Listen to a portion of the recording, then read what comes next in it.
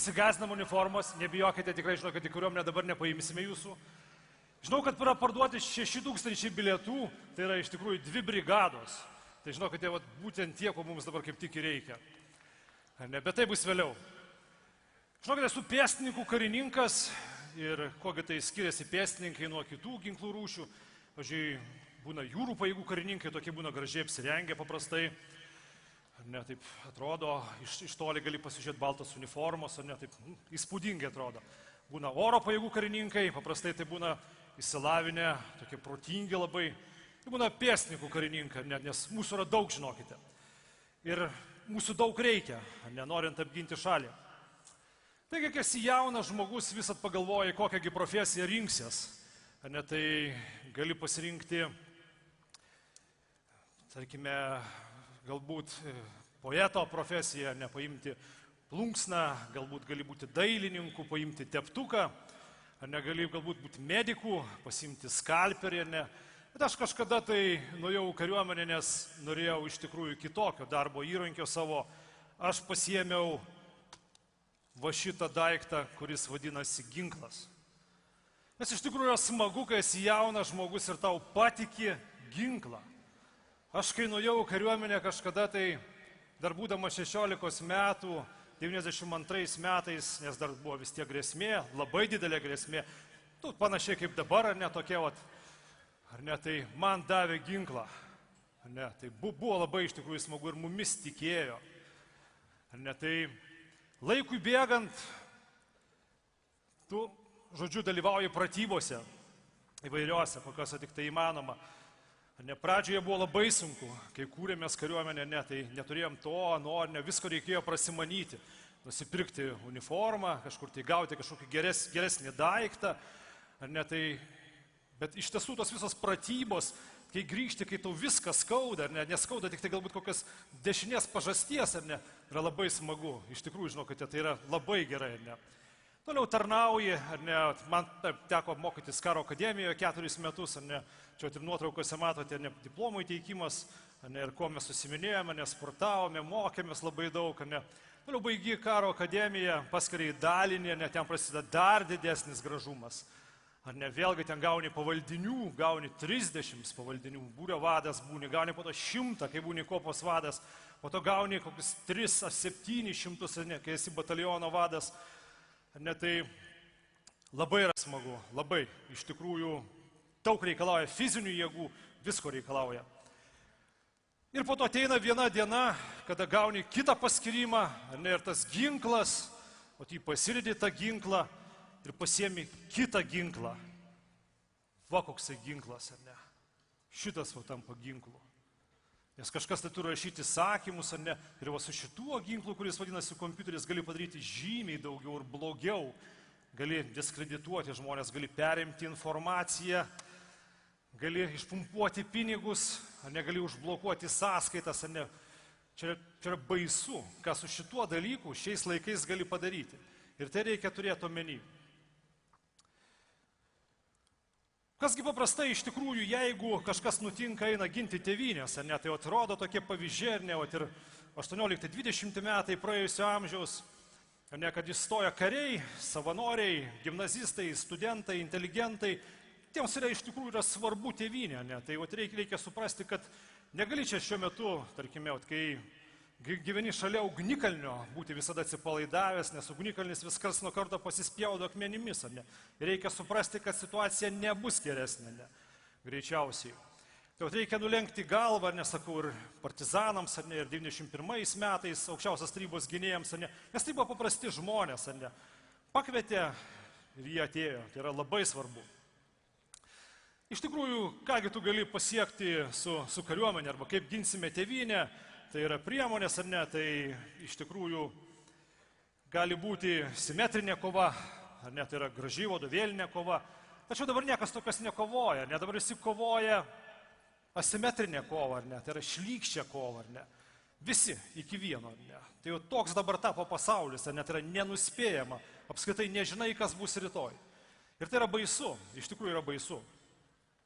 Taigi, kokie yra būdai, gali turėti labai mažas gerai aprūpintas pajėgas, ar ne. sukariauti, iššauti tą simbolinį šūvį, kažkokį tokį, užfiksuoti faktą, ne. Tačiau kitas yra variantas, yra visuotinė gynyba, ne, tai yra viskas visų reikalas, yra iš tikrųjų svarbu. Tai yra tavo noras, ar ne, kągi tu gali norėti, ar ne, tai iš tikrųjų mes turime norėti nugalėti, ar ne, tai yra labai svarbu.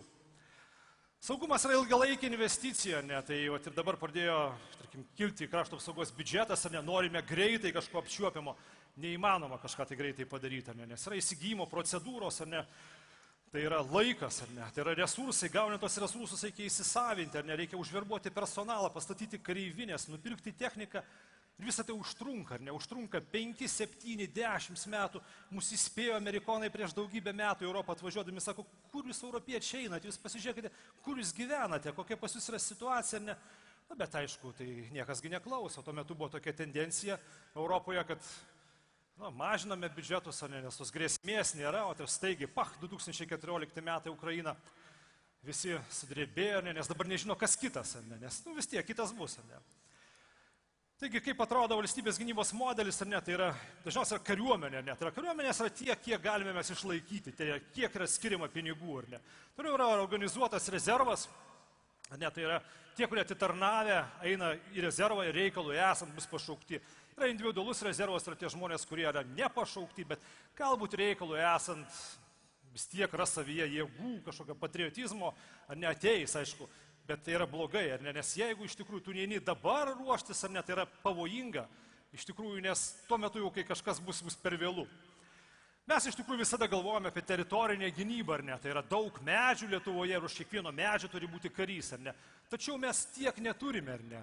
Todėl, aišku, esame pasiryžę gintis, pradėti patys, ar ne, bet visa laimė, kad mes turime savo strateginius partnerius, ar ne, esame NATO nariai, tai yra ačiū Dievui, kad iš tikrųjų tapome NATO nariais, ar ne, nes tai yra saugumo garantas, nes niekas nenori investuoti į šalį, kur nėra saugumo, ar ne, o saugumą paprastai negali pamatuoti, tik tai pajauti, kada jo nebelieka. Ar ne.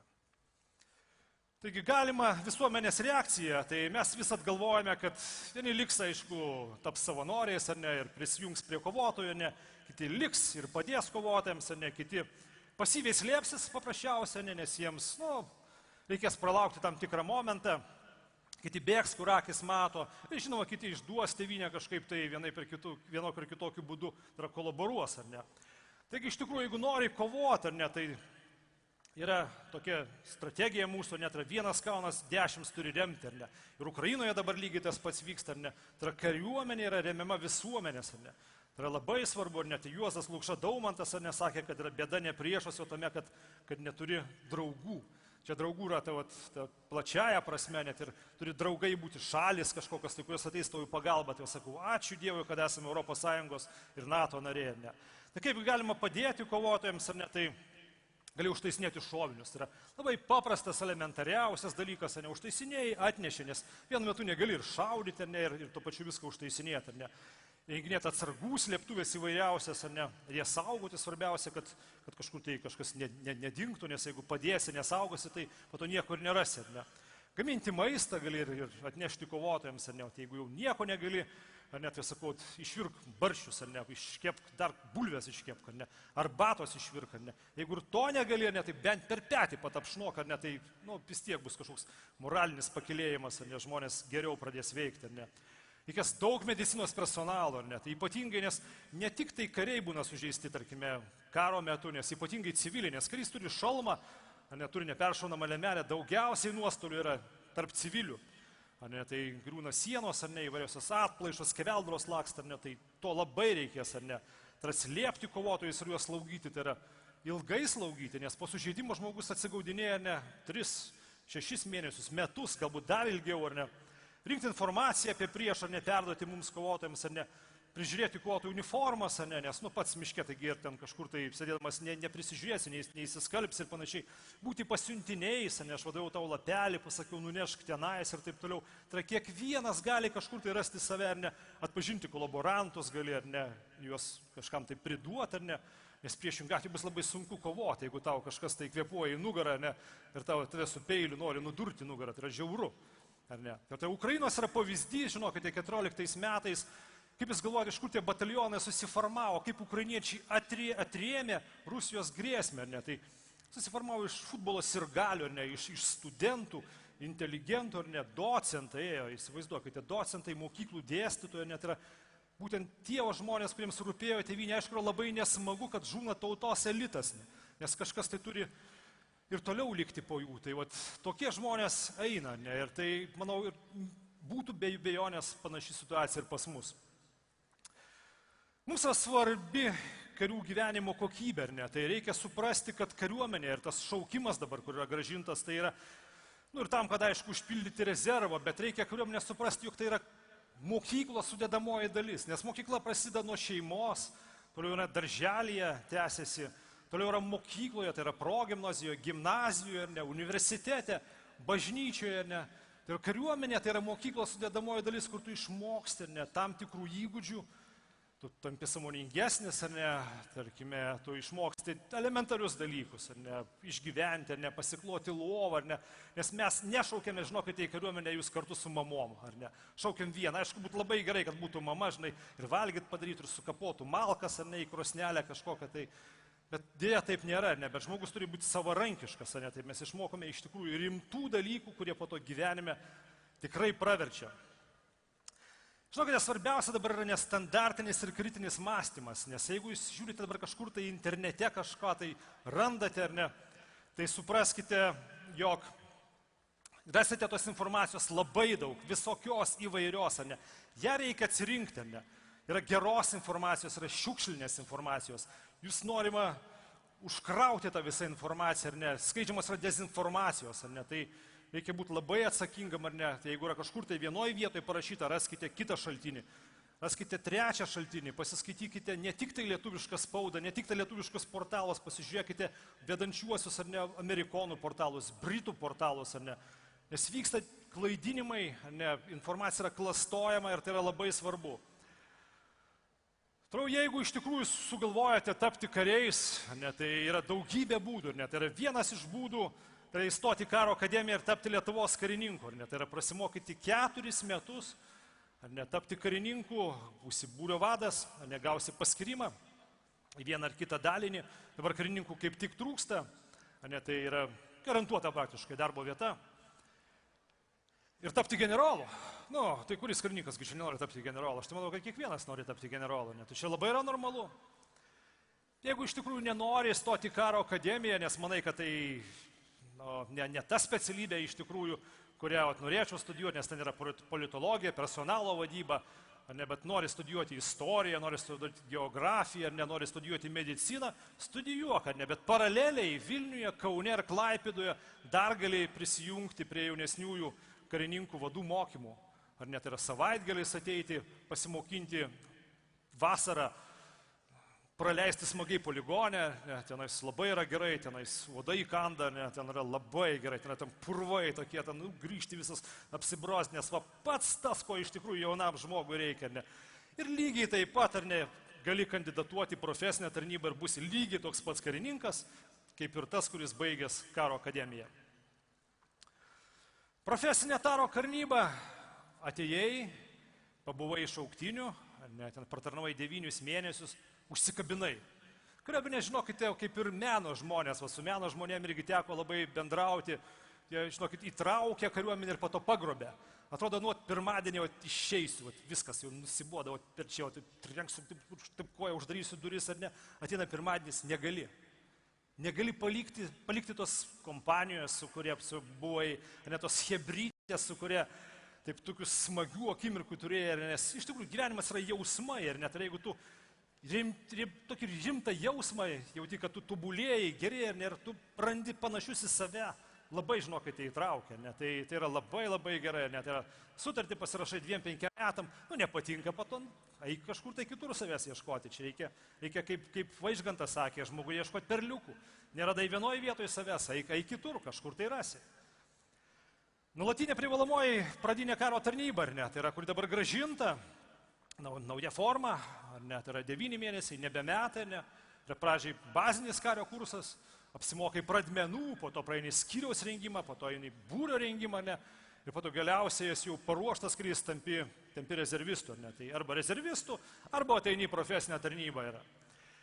Jeigu iš tikrųjų ir to sakykime, nepakanka, nėra kario savanorio tarnyba. Mokais, ypatingai, esi iš Telšių, atvažiavai mokytis į Kauną, ne? Ten mama negali ten duoti ir ten tėvas tau truputėlį daugiau eurų, ne? Eikit į savanorius, ne? Savanoriuose net ir sumokama, ne? Netgi gausi už tą savaitgalį, kur būsi mokymuose, ten kur būdėsi, ne? Gausi šiek tiek pinigų, ar ne? Nu, ir galėsi, nueiti vakarį išgerti arbatos, kavos, nu, arba šiaip kažko tai rimčiau. Nu, žodžiu, bus labai gerai, ar ne? Tai yra irgi labai rimta publika. Tai yra nuo paprasto darbininko, ar ne, iki profesoriaus, ar ne, sutiksite visus. Gerai pasirodysite, ne, tie, kurie yra aukštesnėse pareigose, ar ne, kažkur civiliniam gyvenime, paims ir įdarbins, ar ne, tai irgi tokia patirtis yra. Lietuvos Šaulių sąjunga net yra nuo 11 metų, kol tu esi mažas, ar ne, eik ir prisijung prie Šaulių sąjungos, ar ne, tu esi plastelinas, iš kurio, sakau, iš tavęs galima nulipdyti žmogų, o galima špygą. Tai mums iš tikrųjų labai svarbu, kad kiekvienas būtų žmogus, ar ne. Tai vat ir gali Šaulių sąjungoje būti praktiškai tiek, kiek nori. Tiek išgali, su lasdele ateisi, prie paminklo pastovėsi, ar ne, giesmę kokią padainuosi. Tai yra labai gerai, net yra įvairūs būdai, ir nesakau, Lietuvoje yra tokia vieta, iš tikrųjų, kur, žinokite, visiems užtenka pasirinkti būdų, kaip galima tarnauti, ar ne? Tai yra labai smagu, ar ne? Tai žinokite, panašu, kad Edvardas Lukasas, ar ne, tai yra tas žymus žurnalistas, ar ne, sakė teisybę, čia atvažiavęs prieš porą metų į konferenciją, jog tėvynės gynyba yra visų reikalas, ar ne? Tu negali, kai iškyla kažkoks tai konfliktas, ar ne, pasakyk, šiandien ne mano reikalas, ar ne, aš dabar pasėdėsiu ant atsarginių žaidėjų solelio, maždaug pralauksiu, ar ne, žinokit, reikia imti ir daryti, žinokit, niekas kitas nepadarys, ar ne. Žinokite, čia yra tokia šalis, ar ne, mes padarysime tokią šalį, bet čia reikia be abejonės jūsų pagalba, žinokite, šaudys viską šiandien, ar ne, šaudys medis, šaudys kiekvienas langas, ar ne, šaudys duris, ar ne, mes kovosime visur, kur tik tai įmanome, ir mes niekada nepasiduosime. Ar ne, čia bus visi slifeinė, ar ne, tai yra raumenys, ar ne, čia niekas niekada neateis. Arba jeigu ateis, ar ne, sumokės labai didžiulę kainą, ar ne. Taigi, gerbimieji, ačiū uždėmesį visiems ir kerziniai batai, automatai ir uniformos laukia jūsų. Ačiū.